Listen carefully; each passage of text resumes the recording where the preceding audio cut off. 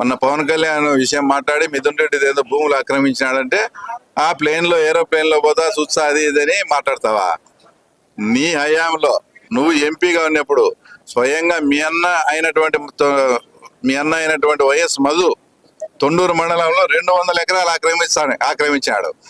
మీ వివేకానంద రెడ్డి ముద్దాయిలో మీ కేసులో సహముద్దాయి అయినటువంటి దేవిరెడ్డి శివశంకరెడ్డి వాళ్ళ అబ్బాయి డాక్టర్ పేరుతో కూడా ఒక 5 ఎకరాలు, శంకరెడ్డి భార్య పేరుతో 5 ఎకరాలు, కోడలి పేరు 30 ఎకరాలు, మంచికి 5 పేర్లతో ప్రభుత్వ భూమిని ఆక్రమించింది మీరు. అంటే ఏమి ఇక్కడ ఏం చేస్తానే? గాడిదలు కాస్తానేవా నువ్వు?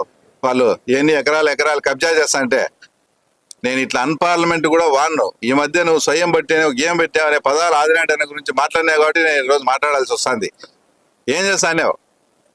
పబ్లిక్ గా డాక్యుమెంట్ దేవిరెడ్డి శంకరెడ్డి వాళ్ళవి దాదాపు 53 ఎకరాలు వాళ్ళ కుటుంబ సభ్యులు, 200 ఎకరాలు సాక్షాత్తు మీ అన్న వైఎస్ మధు కబ్జా చేసి ఉన్నాడు. పోయి కావాలంటే చూడుపో. ఎక్కడో భూముల గురించి కాదు, నీ పులివెందుల హయాంలో నీ దగ్గర జరిగినటి గురించి మాట్లాడు. ఇంకోటి ఏం మాట్లాడతాడు? వీళ్ళకు పరిపాలన చేత కాలేదు, వచ్చా నుంచి ఫీల్డ్ అసిస్టెంట్ తీస్తారు, డీలర్షిప్లు తీస్తారు. అదేం డీలర్షిప్లు ఫీల్డ్ అసిస్టెంట్ ఎందుకు తీయం? మీ గవర్నమెంట్ వచ్చిన 24 గంటల్లో ఫీల్డ్ అసిస్టెంట్ అందరితో రాజీనామా చేయించారు భయపడిచి.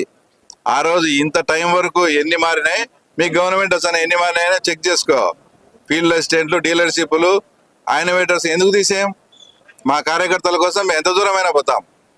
దాంట్లో తప్పు చేసిన వాళ్ళను ఆ తర్వాత ఇంకా దారుణంగా కూడా వాళ్ళని తొలగిస్తాం. ఏదో గవర్నమెంట్ వచ్చారని మార్చారంట. అంటే నువ్వు 24 గంటల్లో మార్చినప్పుడు మా కార్యకర్తల కోసం ఫీల్డ్ అసిస్టెంట్లు, డీలర్షిప్ల కోసం ఎంత దూరమైనా పోతాం. కాబట్టి ఒక మాట ఏదన్నా మాట్లాడేటప్పుడు ముందు వెనక ఆలోచన చేసుకో. అంటే అక్కడ మైనింగ్ దాని మీద పిటిషన్ పెట్టేది. గత సంవత్సరంలో 5 ఏళ్ళు మీ ఫాదర్ అయినటువంటి భాస్కర్ రెడ్డి గారికి 12 పైసలు భాగం లేదా? ఆ 12 పైసలు 5 మంది పేర్లు కూడా నేను చెప్పాలన్నా? ఎవరో దేవిరెడ్డి శంకర్ రెడ్డి, రాము, వైఎస్ భాస్కర్ రెడ్డి, ఆ తర్వాత ఇట్లా ఇంకా 2 పేర్లు ఉన్నాయి, 5 మంది పేర్లు. మీరు గత సంవత్సరాలన్నీ దోచుకొని తిని ఈరోజు ఏందో పెద్ద పద్ధతుల మాదిరి పిటిషన్లు అవి పెట్టుకుంటే మంచి పద్ధతి కాదు. మీ రాజకీయం మీరు చేసుకోండి. కానీ ఇట్లా ఏదైనా జరిగినప్పుడు రైతులను రెచ్చగొట్టి ఆ తర్వాత రైతులను ఇది చేసి ఇక్కడ పబ్బం గడుపుకోవాలంటే ఎవరు చూస్తూ ఊరుకో.